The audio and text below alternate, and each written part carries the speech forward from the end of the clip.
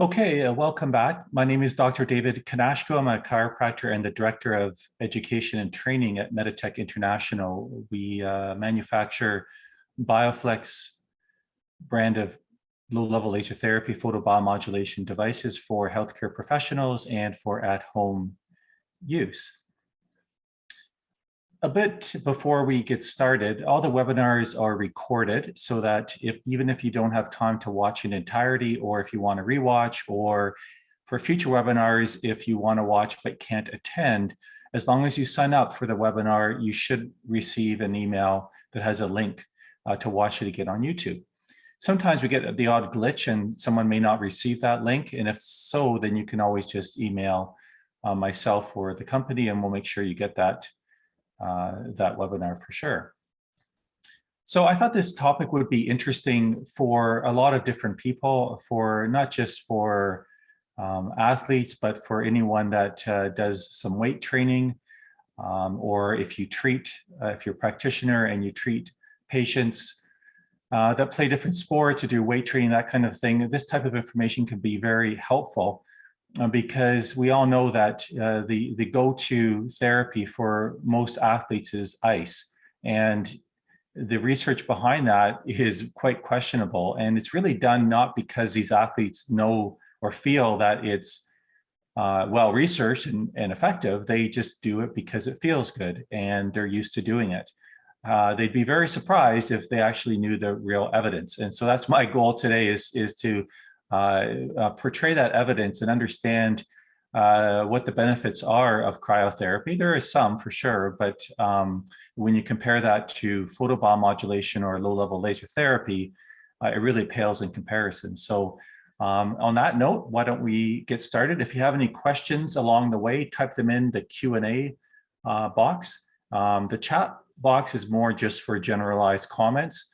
So if you have any questions as I go along for this webinar, just type them in and I'll make sure I have time at the end to answer your questions as well. So what I'll do today is just go a little bit over the anatomy of muscles so we all can refresh our memories. And then I'll talk a bit about muscle recovery. And specifically, what we're really talking about here is delayed onset muscle soreness, or DOMS. So I'll talk a little bit at length about what that is and some of the hypotheses about why that occurs. And then we'll discuss cryotherapy and the evidence or lack thereof evidence for its use for DOMS and for muscle recovery in general, and also how photobiomodulation or laser therapy can help. And then I'll talk specifically about our equipment and how you can achieve these results using Bioflex arrays. And then, of course, we always have time at the end for a Q&A. So we all are familiar with the gross and micro anatomy of muscle tissue. We have the surrounding epimysium, the fibrous layer, and then, of course, it's broken down to bundles of perimysiums, and then individual muscle fibers surrounded by endomysium.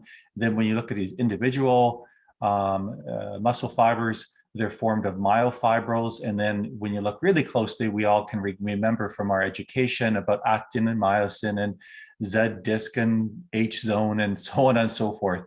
I'm not going to go into huge amount of detail here, although I will mention a little bit about this, especially about this histology and this microanatomy a little bit later when we talk about the mechanisms.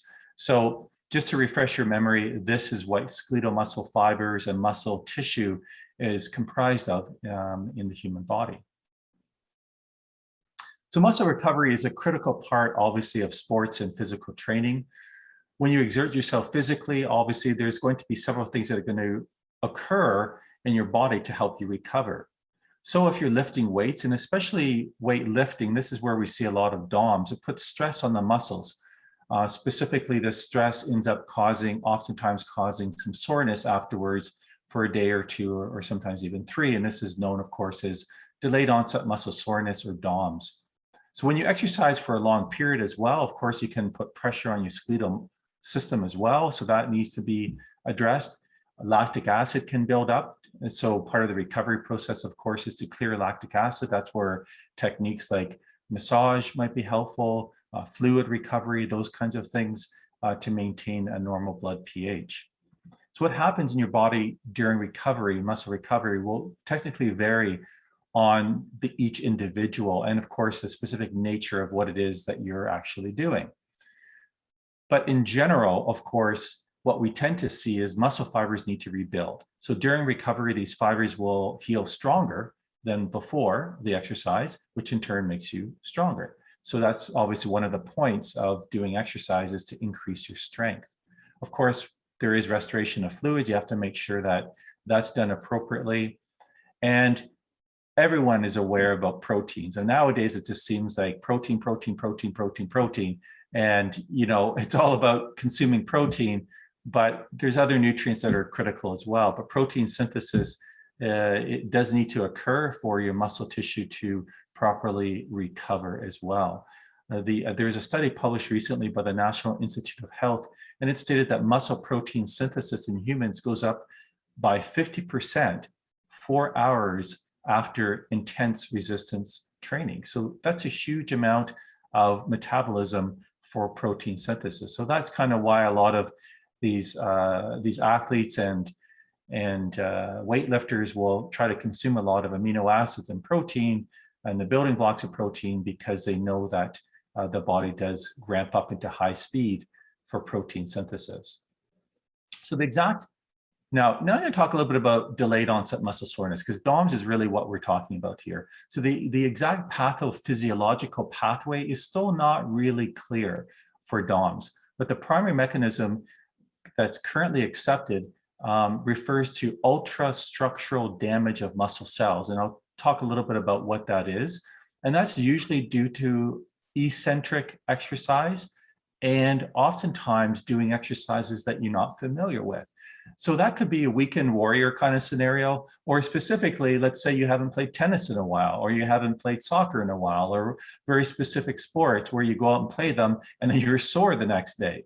And so that's really due to delayed onset muscle soreness, and that can happen quite frequently. And so essentially this occurs because of protein degradation, cellular death, that's apoptosis, and local inflammatory response.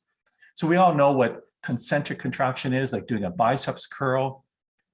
Of course, isometric contraction is where the muscles actually contract, but they don't shorten, as in concentric contraction.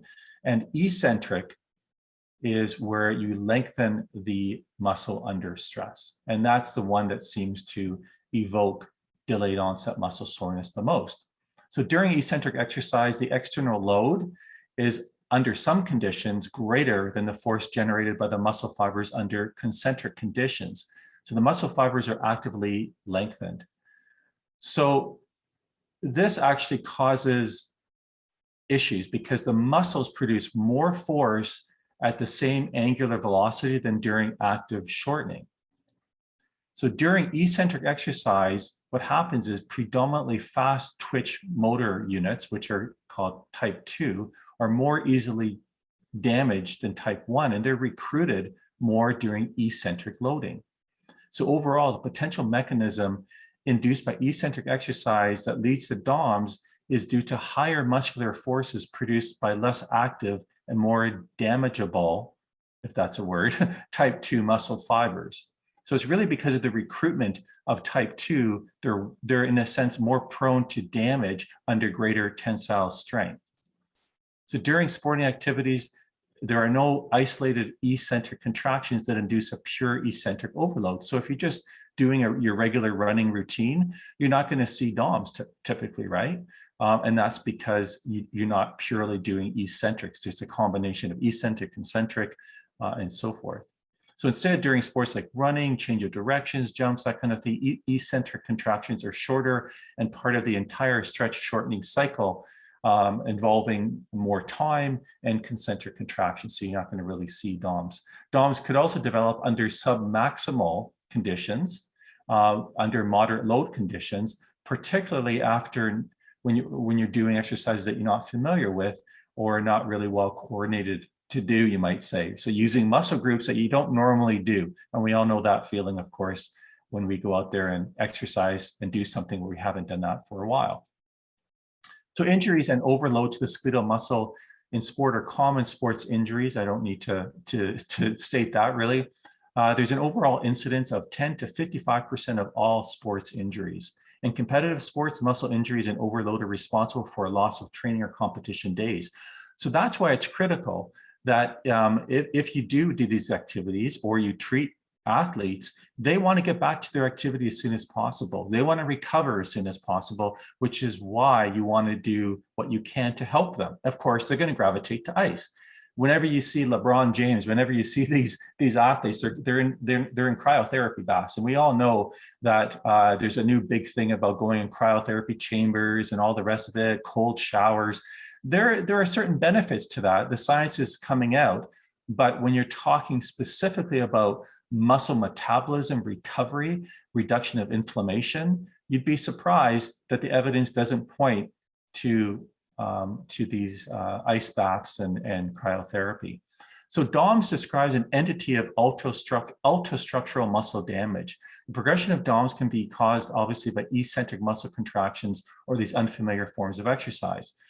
When they do biopsies of these muscles, what they found is there's ultrastructural lesions, including, this is technical now, Z or Z-band streaming and broadening, which destroys the sarcomeres and the myofibrils, leading to causing further damage and apoptosis, which is cellular death and inflammation. So without getting too technical, but getting technical, the issues revolve around something called Desmond proteins. Now, Desmond proteins, these filaments are a type of protein, and they kind of are structurally connected all through your muscle fiber cell. So you can see this little diagram here in blue. I've circled the Desmond there. You can see these little fibers that connect the nucleus, the mitochondria, actin and myosin. All these fibers all interconnect and keep everything together. And what happens is basically during eccentric contraction, weightlifting, these other types of sporting activities, these fibers get torn or sheared. And this is what causes the problems. So DOMS is associated with impaired muscular force capabilities. In other words, you all know that when you do curls, say you do 3 times 10 reps of a heavy curling weight, then you try and lift more weights, you can barely lift it, right? And that's because it impairs the muscular force. So the next day you're much weaker. And of course, that's not good because you want to get back to training at full force, right? Which is why you want to recover. Okay, we all know that DOMS can cause soreness and pain and stiffness and swelling, along with altered biomechanics, and not just to the joint itself, but to adjacent joints as well. Clinical signs are obviously very variable. They range from mild to quite severe, and they can subside with moderate activity to pain and inability to perform certain movements. Generally speaking, the earliest clinical manifestations begin about 6 to 12 hours post-exercise. This is important. I'll tell you why. It's because you do not want to misdiagnose a muscular strain with DOMS, okay? Because you're going to treat them differently. Here we're talking about not pain immediately after. We all know if you go out for a run or do something, you go, oh, like, you know, and you pulled your calf muscle, that's a strain. We're talking about DOMS here, which is slowly onset the next day, 6, 12 hours kind of scenario. And this, of course, is caused by ultrastructural damage and this increases progressively to a peak pain level, roughly 48 hours to 72 hours from the initial onset of the symptoms. Now, DOMS can also be associated with electrolyte imbalances, leukocyte accumulation, infiltration in the exercise muscle, as well as upregulation of circulating pro-inflammatory cytokines. And if you've listened to my lectures in the past, you're well aware that photobiomodulation, one of the ways it works is to reduce pro-inflammatory cytokines in the blood, right? So that's number one, why it's going to be really helpful. Now, satellite cells is really interesting because satellite cells are stem cells, and they're located beneath the basal lamina in adult skeletal muscle fibers. And they act as precursor cells, and they help play a key role in helping your muscle fibers recover structurally from this type of damage. So if you're not familiar with it, here's a skeletal muscle fiber. This is a slide I've taken from my regular training that I do every month, which, by the way, is coming up a week from this Saturday. These green little blobs represent satellite cells. When you have some ultrastructural damage to the skeletal muscle fibers, that muscle fiber may die, it may become inflamed. It's not going to be very healthy. So what happens is there's a series of events that trigger these satellite cells to get active, and they can actually repair the damaged muscle fiber, or in fact turn into new skeletal muscle fibers. So again, don't confuse DOMS with muscle strain. DOMS, the pain begins obviously about 6 to 12 hours. It says 1 day there, but literally it's the next day after the exercise, whereas a muscle strain immediately. Usually DOMS is achy and stiff. Muscle strain, sharp pain typically. DOMS is kind of generalized overall achiness pain, where a strain is like, yeah, it hurts right there where you strain that muscle. You're not going to see ecchymosis or bruising with DOMS. You will typically see that with a muscle strain. Okay, so keep that in mind. Now, cryotherapy is commonly described as a procedure to relieve pain and decrease inflammation in musculoskeletal problems. The mechanism of cold therapy for recovery after exercise predominantly is attributed to its vasoconstrictive effect, which reduces the inflammation reactions through a decrease of the cell metabolism. Makes sense, right? It's become a rather popular technique. That's obviously an understatement, that is employed after intense exercise as a means of aiding the recovery and rehab of athletes. So let's look at some of the research.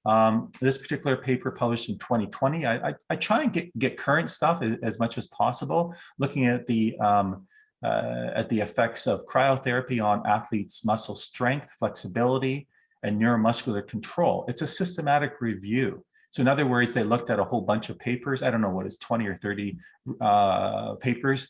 And they looked at this to see what was going on. So muscular strength, when they looked at the research, the findings of the present review appear to be clear with regard to the effect of cryotherapy in muscle strength and adaptations. In other words, they concluded most of the reviewed studies that deal with the effects of various techniques of cryotherapy on strength revealed, no surprise, that cryotherapy does not positively affect power output. Stretching, flexibility. They looked at 11 trials for this particular type of scenario, and they found that in these studies, it appears there's some credible research evidence that supports the notion that cryotherapy can enhance joint flexibility. Okay, so check 1 for cryotherapy for stretching and flexibility. Joint proprioception. Qualitative assessment of these studies appears to lead to the safe conclusion that cryotherapy does not affect the proprioception of the joints and may even have a negative effect on balance and ability of athletes. So here's the thing. If you're icing your muscles, especially in between during activities or at halftime or a break, you in fact may be altering your proprioception and leading to potentially more injury. So it's definitely not recommended during an event, because the evidence suggests that it can alter negatively proprioception. This particular paper, called The Effect of Post-Exercise Cryotherapy on the Recovery Characteristics, again, a systematic review and meta-analysis. These carry a lot more weight and evidence than a single research paper, obviously. They looked at 36 papers. The cooling or cryotherapy showed significant effects in reducing the symptoms of DOMS. So it's great for feeling good, right?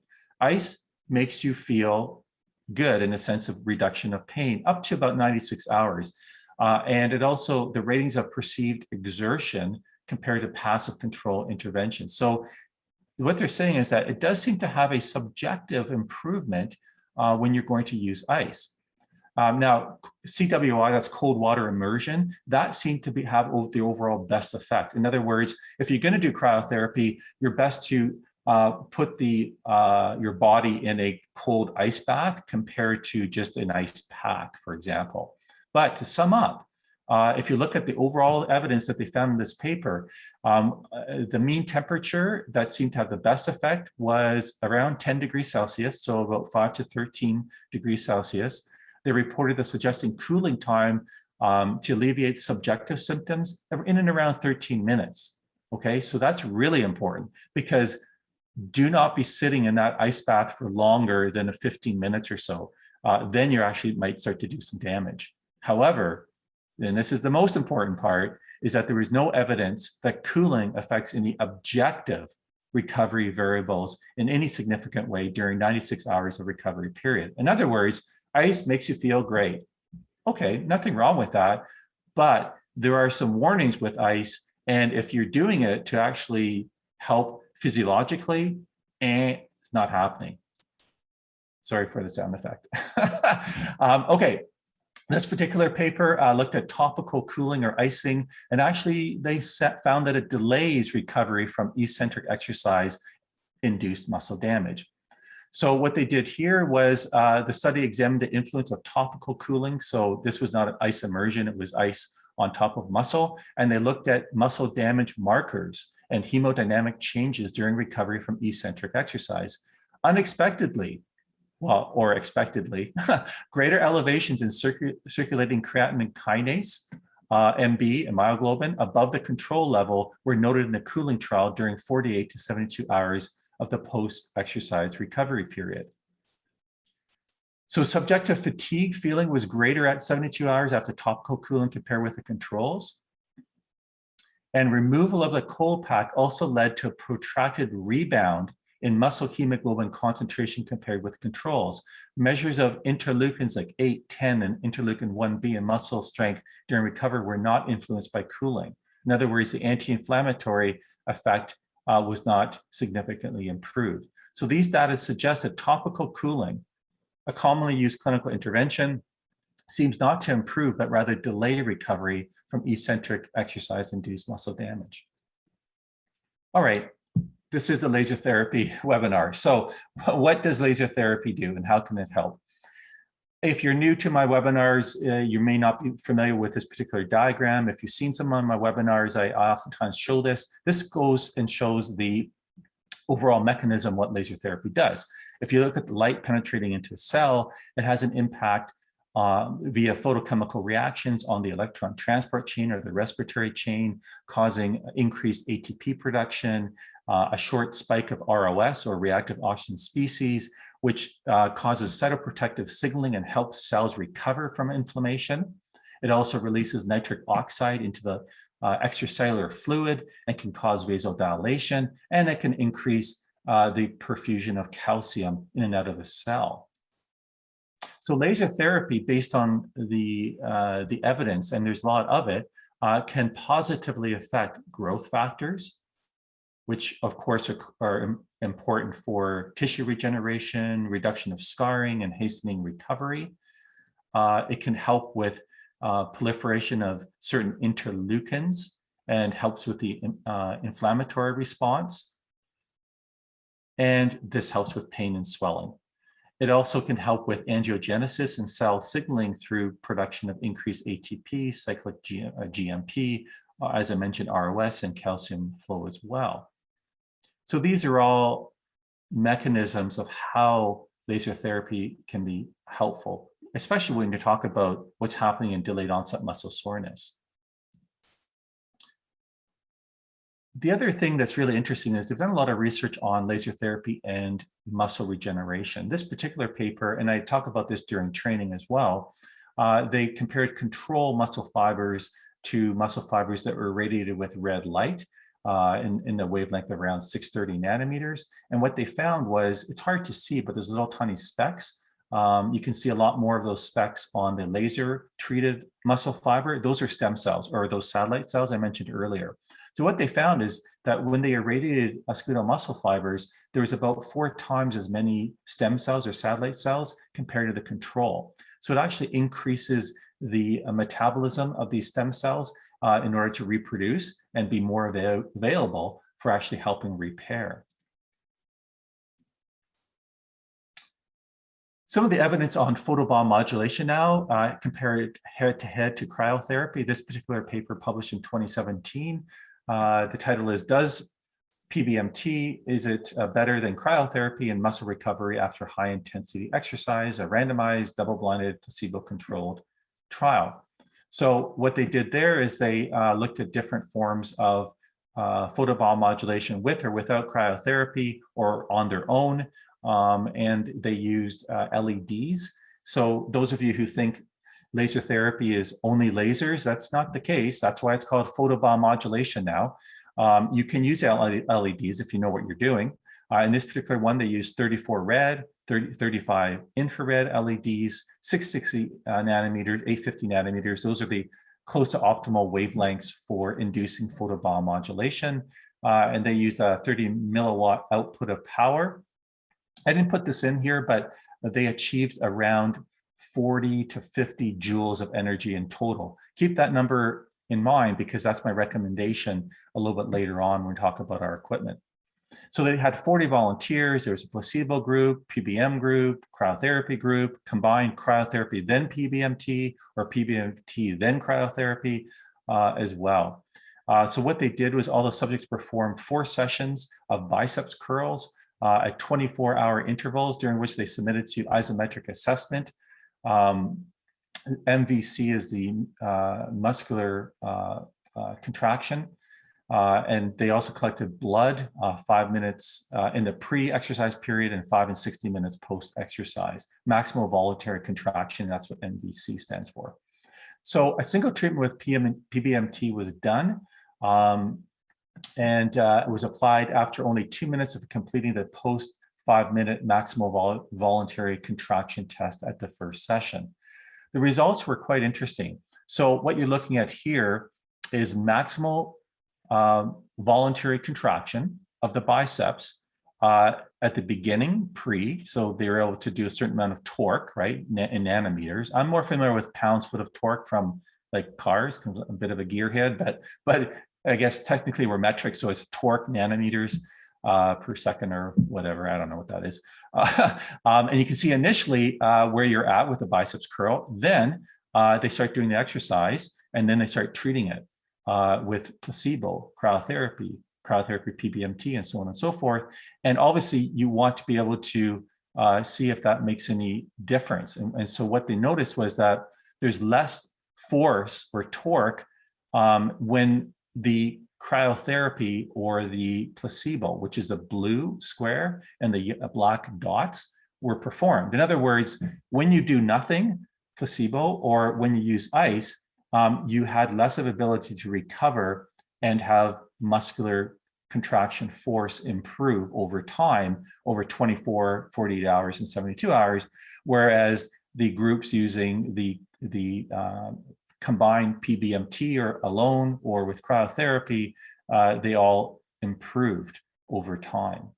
Okay, and that's really important because if you're trying to get back to your activity, you're trying to get your athlete back to training again, then it makes sense head to head that PBMT is better than cryotherapy. In fact, what they found in this particular study was that using both was not advantageous. You're better just to use PBMT. Cryotherapy did nothing to improve the results of cryotherapy. They also looked at visual analog scale or pain secondary to delayed onset muscle soreness. So you can see VAS ended up going up to about an 8 or 9 out of 10 in the placebo and the cryotherapy group after 24, 48 hours. So even though cryotherapy feels wonderful while you're doing it, guess what? Over a period of time, when you take it off, the pain comes back. So it's really only helping temporarily. And that's the whole thing, is that why are you doing something to help temporarily when you can use photobiomodulation that clearly shows the VAS scale going down after post-treatment, remarkably quite down within 60 minutes. So I'm going to recommend that you do this as soon as possible, about 60 minutes or thereabouts after the initial bout of exercise, and then do it every day thereafter. So the conclusion was, based on the above results, the study demonstrates the application of cryotherapy associated with PBMT does not improve the effects of the application of PBMT, which is what I just mentioned. So in contrast, the use of cryotherapy in isolation was unable to provide muscle recovery.